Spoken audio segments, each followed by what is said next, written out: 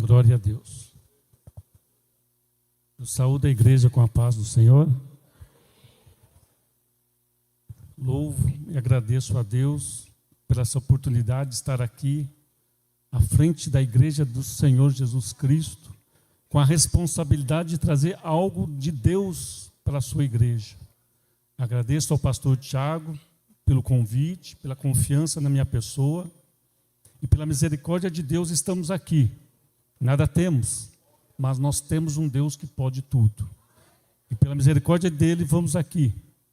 Evangelho do nosso Senhor Jesus Cristo, escrito por João, no capítulo 6, que já foi lido, versículo 22. No dia seguinte, a multidão que estava do outro lado do mar, vendo que não havia ali mais do que um barquinho e que Jesus não entrara com seus discípulos naquele barquinho, mas que os seus discípulos tinham ido sós. Contudo, outros barquinhos tinham chegado a Tiberíades, perto do lugar onde comeram pão, havendo o Senhor dado graça. Vendo, pois, a multidão que Jesus não estava ali, nem os seus discípulos, entraram eles também nos barcos e foram Cafarnaum em busca de Jesus. E achando-o do outro lado do mar, disse-lhes: Rabi, quando chegaste aqui? Jesus respondeu e disse-lhes: na verdade vos digo, que me buscais não pelos sinais que vistes, mas porque comeste o pão e vos saciastes.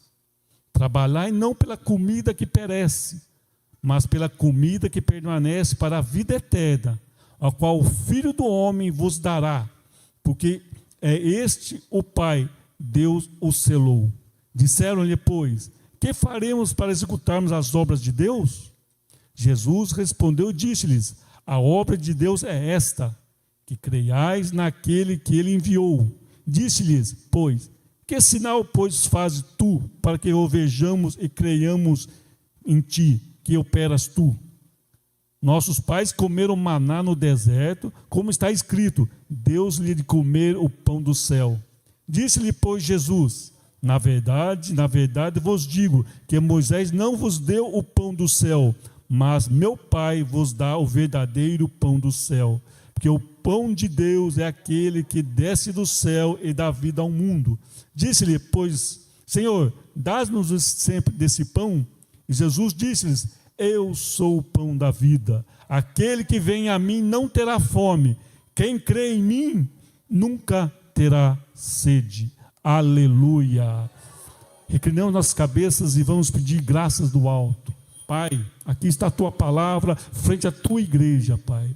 Venha, Senhor, nos socorrer, nos ajudar neste momento, Senhor. Que não sejam simplesmente umas palavras que saiam da minha boca, mas sejam palavras vivas, palavras poderosas, que têm poder de entrar nos corações, têm poder de entrar e modificar as vidas. Pai, eu te peço em nome de Jesus, assuma a frente desse púlpito e repreenda agora, Senhor, toda a frieza, toda a distração, Senhor, que é neste momento que o inferno luta para que eles não venham ouvir a tua palavra. Esta semente vence o inimigo, a tua palavra, como o Senhor viveu e destruiu as forças do inimigo, assim, Senhor, manifesta esta noite a tua palavra para a tua igreja. Louvado, glória a Deus. Obrigado. A gente vê aqui no versículo de 22, no dia seguinte. Ou seja, se a gente for parar e ver o versículo 22, nós temos que entender o contexto que chegou nesse momento. No dia seguinte, quer dizer, a Bíblia, ela está nesse formato, capítulos e versículos, muito depois que foram escritas. A Bíblia foi colocada capítulos no século XII, 1200, e versículos no século XV, 1500. Então, antes era uma linha de raciocínio. Se a gente não vê o contexto, a gente não vai conseguir entender o embate que o Senhor Jesus Cristo estava tendo com aquela multidão. Ali eram judeus que viviam ainda no tabernáculo. O judeu que ainda vivia com todas aquelas regras, na lei. E Jesus veio para quê? justamente para ver o novo pacto. E esse confronto Jesus estava tendo, ele na visão espiritual, e o povo ali, a multidão ainda no carnal, na lei. E a lei não tem um homem que se ponha perante ela e seja perfeito. Por isso Jesus se manifestou justamente para fazer o novo pacto. E aí a gente começa no o versículo 1 do capítulo 6. E ainda diz, depois disso, quer dizer que ainda teve a origem dessa conversa. Porque Jesus, ele recebeu a notícia que Herodes mandou degolar João Batista.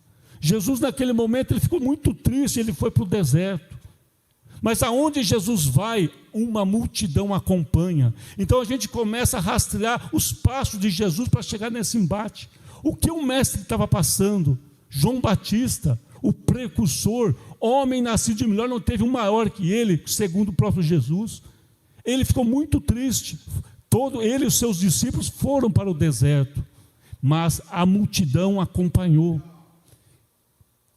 Diz assim a palavra, que o Senhor viu aquela multidão e moveu de íntima compaixão. Nenhuma alma que vai para Jesus com o coração aberto, Jesus dispensa. Ele teve íntima compaixão de cada um que estava lá, o enfermo, aquele que estava endemoniado, preso por anos por opressão de Satanás. Jesus libertava, Jesus curava, Jesus fazia tudo aquilo, mesmo com o coração triste. Ele nunca dispensou um que foi a ele. Mas chegou um momento que ele viu que aquelas pessoas estavam no deserto. E que aí tem uma passagem muito interessante. Jesus disse assim para Filipe: onde compraremos pão para eles comerem? Jesus jamais dispensa um dos seus sem socorrer. Você nunca vai ficar desamparado pelo Senhor.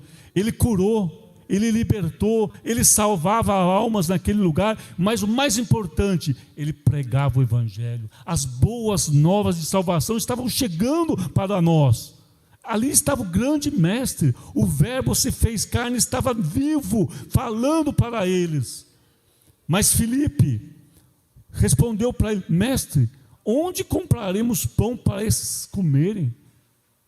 Mestre, aonde nós vamos socorrer? Mesmo se nós tivéssemos 200 dinheiro, o dinheiro, 200 dinheiros, quantos pães dá para comprar? Eu fiz uma conta, para comprar um dinheiro dá para comprar 8 quilos de pães, 200 é 1.600 quilos de pães, que era suficiente para aquela população. E ele falou: aonde nós vamos arrumar isso, mestre? Não tem, nós estamos aonde? No deserto. Mesmo aqui em Fortaleza agora, for comprar pão, você não acha essa quantidade. Pensa bem, o discípulo andando com Jesus, vendo milagre, vendo as maravilhas, ainda estavam incrédulos, não conseguiram ver o mistério que era Jesus, o mistério que o Senhor Jesus queria trazer, queria tirar o pessoal da carne, do dia a dia e trazer para o plano espiritual. Jesus aqui diz a palavra, mas diz isso no versículo 6, para experimentar, porque ele bem sabia que havia de fazer.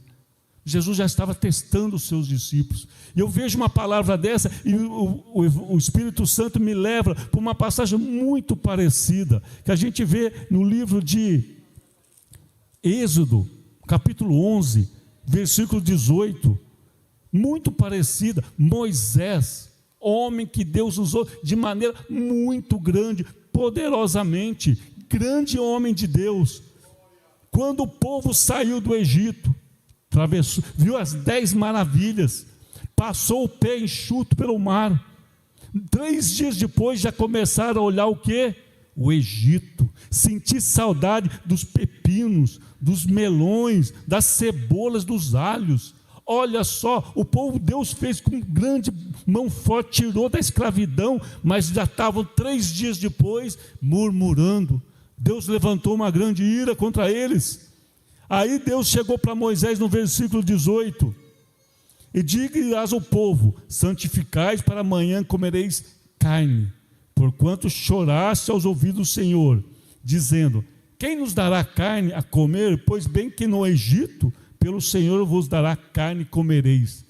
Aí Deus fala para Moisés: não comereis um dia, nem 2 dias, nem 5, nem 10, nem 20, mas um mês inteiro. Deus ia fartar o povo 1 mês inteiro de carne. Aí Moisés fala para Deus: Senhor, olha onde nós estamos. Nós estamos num deserto e tem 600 mil homens de guerra, fora crianças, jovens, mulheres, juntando tudo, as 3 milhões de pessoas, Senhor. Para fazer um churrasquinho aqui para 300 pessoas já é difícil, imagina para 3 milhões de pessoas. E o Senhor falou que vai dar comida um mês inteiro, e para sair pelos narizes. Moisés falou: nós não temos aqui um hipermercado, um frigorífico, como vai fazer? Olha, nós limitando Deus operar. Aí, a resposta de Deus para a sua igreja: seria, pois, encurtada a mão do Senhor? Agora verás, e a minha palavra se acontecerá ou não.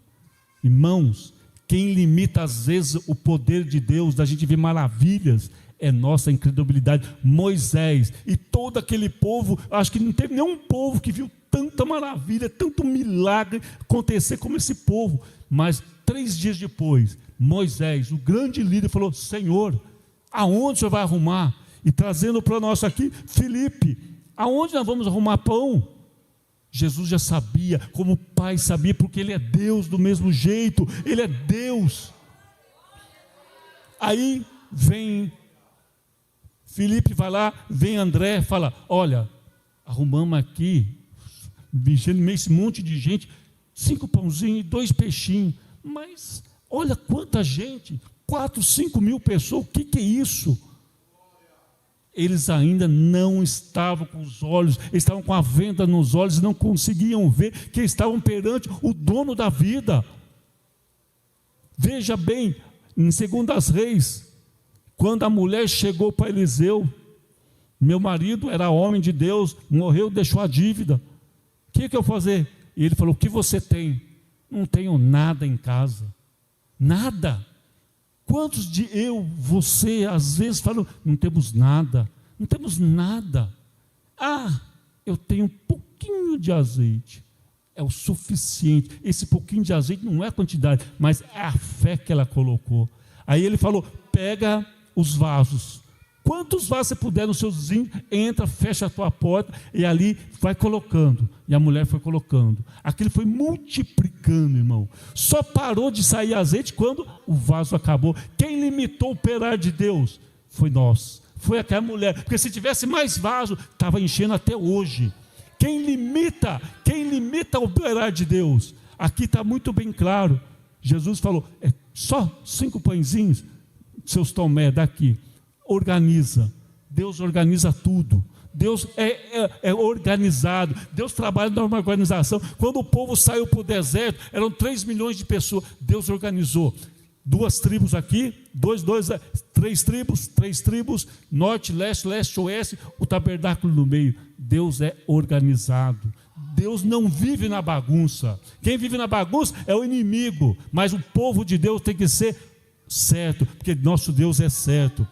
Todos se juntaram, e ali Deus orou ao Pai, 4, 5 mil pessoas, e sobrou 12 cestos grandes, irmão. Para quem não tinha nada, Jesus nunca dispensa os seus, sem nada. Pensa sempre nisso, o meu Deus é Deus do impossível. A igreja está numa campanha do impossível, e esse Deus é Deus do impossível. Lá, Ele alimentou 3 milhões de pessoas com carne 30 dias, era milagre, coisa sobrenatural. Nós que somos crentes em Jesus Cristo, temos que ver coisas sobrenaturais, porque os sinais e as maravilhas acompanham vocês, nos acompanham. Isso é promessa que o Senhor fez. Louvado seja o nome do Senhor. Todo aquele povo que estava lá foi curado, encheu a pança, comeu satisfeito. Aí o Senhor Jesus Cristo, olha só, dispensou os seus discípulos: vai para o outro lado, para Cafarnaum, que eu vou despedir o povo, E não foi no barco. Jesus, no começo da noite, ele foi aonde? Orar. E a palavra do Senhor diz que Jesus orou até a 4ª vigília da noite. Olha como Jesus trabalhava. Ele nunca deixou ninguém voltar sozinho. Alimentou o povo, curou e ainda foi orar de madrugada. Chegando na 4ª vigília, ou seja, quase amanhecendo, ele, e de Tiberíades para Cafarnaum, eu estava lendo no mapa, é 8 quilômetros, de barco é 3 horas, mas um vento impedia dos discípulos chegarem, o vento estava impedindo, aí Jesus veio andando sobre o mar, isso é um sinal. Pedro olhou e falou: Senhor, todos assustaram, é um fantasma? Não, sou eu, acalma o teu coração. Aí Pedro falou: se é tu, me faz ir até aí. A Bíblia diz que Pedro pisou e caminhou, mas quando ele perdeu o foco, o centro de tudo, que é Jesus Cristo, ele deixou-se levar pelo vento. Quantos ventos de doutrina, quanto modismo no povo de Deus, sendo que o único centro é Jesus Cristo. Quando ele desviou, afundou. No que ele afundou, ele pediu misericórdia. Jesus pegou ele pela mão. E a Bíblia diz que eles subiram num barco. Pedro era um pescador super experiente, mas a Bíblia não diz que ele voltou nadando. Eu creio que ele voltou andando de novo para o mar, porque ele sentiu o quê? Coisas maravilhosas à nossa disposição, que o mesmo Jesus que operou lá, opera hoje, basta crermos. Aí chegamos em todo esse contexto. Olha uma vida agitada que o mestre tinha. E quantos, não vou na igreja que eu estou cansado, eu não vou fazer isso, eu não vou na oração. Veja o mestre, ele fala: eu sou o caminho, a porta é estreita, difícil, mas lá na frente a vitória é muito maior. Ele jamais parou quando ele está no seu ministério terreno. Não podemos inventar desculpa. A igreja confortável, bancos com estofado, e está mais vazia. Cadê os crentes? E só querem bênção, e duvidando, olhando ainda para o Egito. Misericórdia, não dá mais para dispersar. Aí Jesus chegou, aí que vem esse embate. Aí eles vieram falando assim para o Senhor: onde o Senhor estava? Viemos atrás do Senhor. Aí Jesus, conhecendo o coração, Jesus conhece o seu coração. Antes de eu pensar, Jesus já sabe. Antes de eu imaginar, o Senhor já sabe. Aí ele já falou para eles: na verdade vos digo que não buscai não pelos sinais que vistes, mas porque comeste o pão e vos saciaste. Os sinais são as coisas que atraem o povo a Deus. Isso é bíblico, sinais, maravilhas.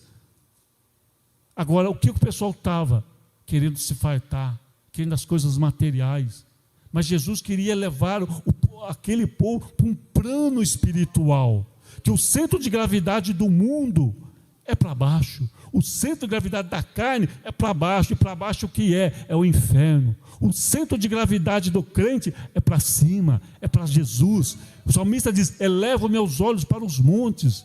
Não é para baixo, é para os montes, da onde vem o nosso socorro. Louvado seja o nome do Senhor. Aí vem o embate. Jesus falando: trabalhai não pela comida que perece, mas pela comida que permanece para a vida eterna.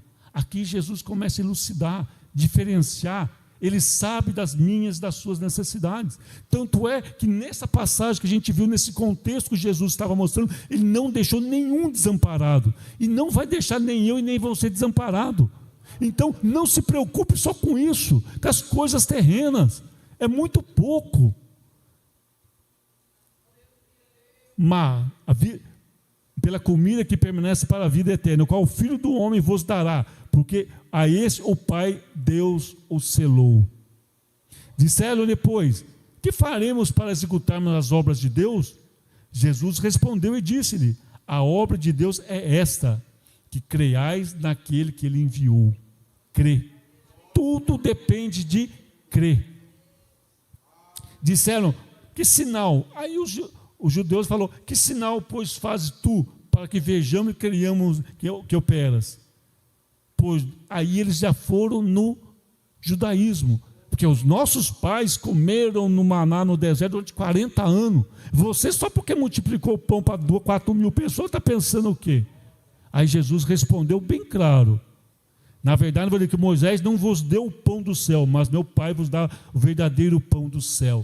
Aquele pão que comeu lá, todos pereceram, porque não é o verdadeiro pão, não é verdadeiramente o Senhor Jesus Cristo.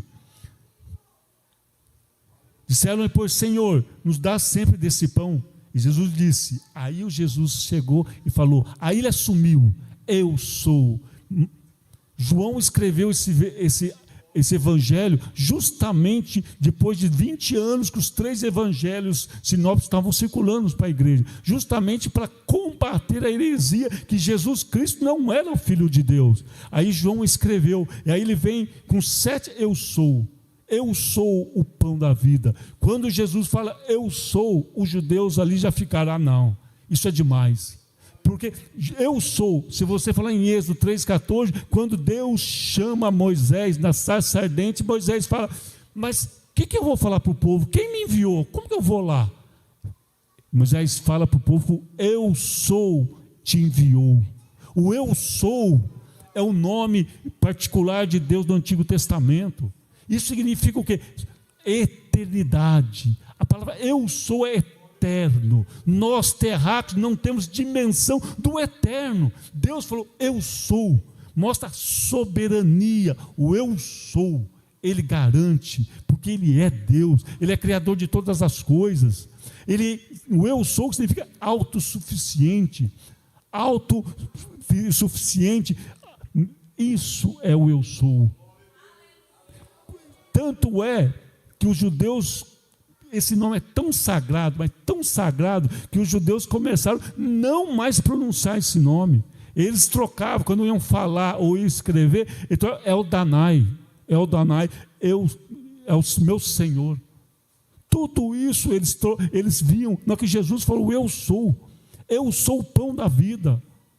Eu sou a luz deste mundo. Quem está em trevas, eu sou a luz. Saia das trevas, eu direciono você. Eu sou a porta, o único que dá acesso ao Pai, a porta é Jesus Cristo. Não tem outro, é só Jesus Cristo que é a porta. Eu sou o bom pastor, ele dá vida para as suas ovelhas. Louvado seja o nome do Senhor.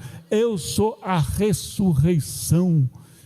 Não tema a morte foi vencida lá na cruz do Calvário. Você crê nisso, igreja do Senhor? Lá na cruz do Calvário o Senhor Jesus Cristo falou, está aqui, eu venci o seu grande desafio, a morte que aprisionava cada um de nós. Aí Jesus fala, eu sou o caminho, a verdade e a vida. Ninguém vai ao Pai senão por mim. Eu sou o caminho, e ele veio até nós, mostrou os passos a passos. Em nenhum momento o Senhor descansou enquanto não ficasse a fazer o serviço do Senhor. E eu sou a videira verdadeira. Videira, você tem que estar ligado para dar fruto. Ligado aonde? No cerne, que é o nosso Senhor Jesus Cristo. Exatamente nesse momento, todos os que estavam ali recusaram. Quantos não ouviram? Grande, difícil ouvir isso. Porque Jesus foi enérgico contra fariseus, enérgico contra os religiosos, enérgico aqueles que se ficavam no ritual. Jesus Cristo queria trazer vocês, eu e você, para a simplicidade do Evangelho, do amor, da comunhão com Ele, tendo Ele como centro. O centro da Bíblia é Jesus Cristo. Nós estamos muito preocupados com o periférico. Nós estamos pensando em bênçãos materiais. Senhor, eu quero casar. Senhor, ajuda, salva meu filho. Jesus, salva meu marido. Tudo eu. Mas Jesus é o centro. Ele veio e fez a vontade do Pai. Ele saiu da sua glória, destruiu toda a sua glória e se colocou como homem. E morte de cruz. Para quê?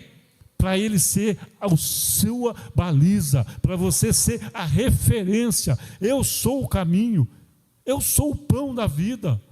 Venha a mim.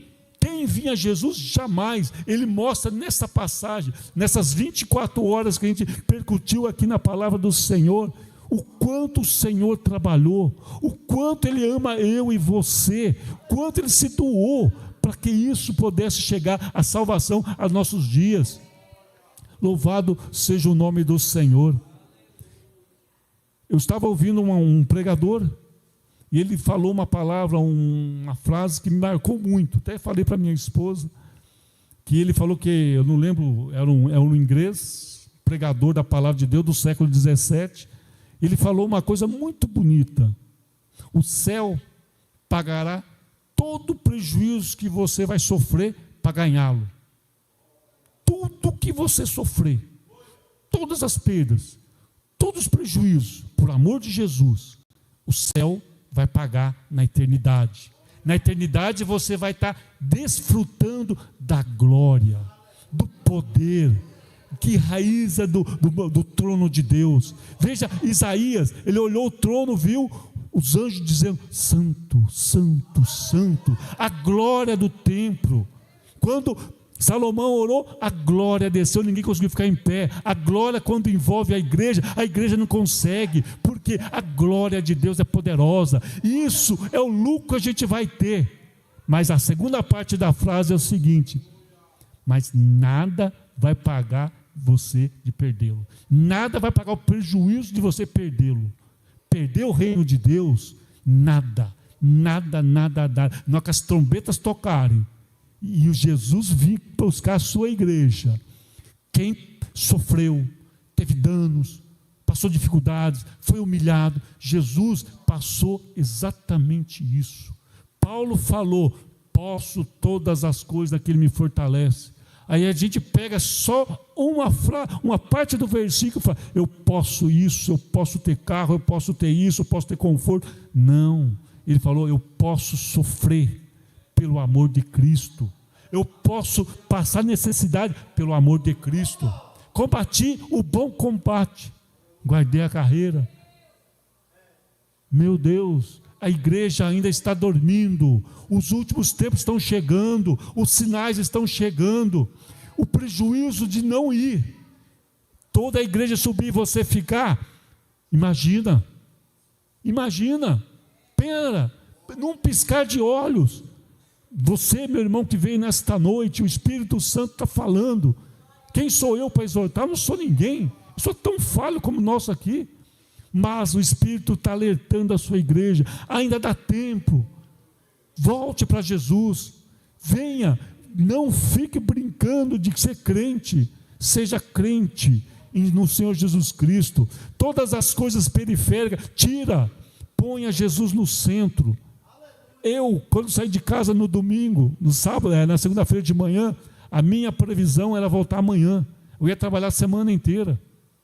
Esse era o meu plano, esse eu tinha planejado, e eu sou rigorosamente rigoroso nos meus planejamentos. Mas ontem a pessoa falou: não vai dar certo. Eu falei: eu vou embora para casa, mas eu vou fazer uns relatórios aqui no hotel, e chego em casa de noite, e eu termino todos os relatórios. Mas de manhã hoje Deus falou: não, vai embora. Eu falei: deu vontade de ir embora, vou assistir o culto.